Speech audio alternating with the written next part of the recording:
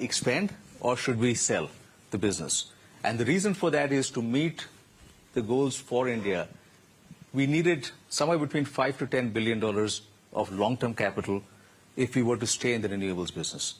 And what helped was first a set of regulations that enable projects to work efficiently over 25 years.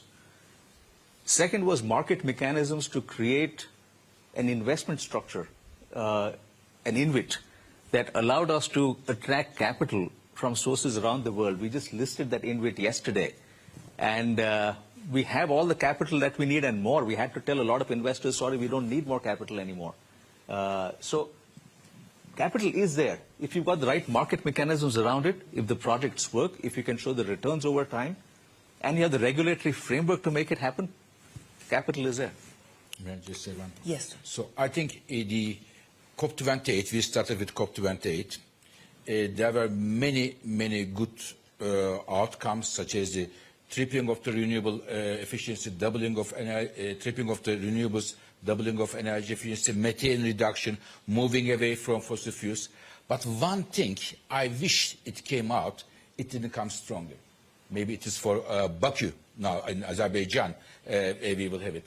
Namely, how we are going to finance the clean energy investment in emerging and developing countries. This is the key issue. Many countries work for COP28. Many colleagues are here. I see the Norwegian minister, who is one of the architects of it.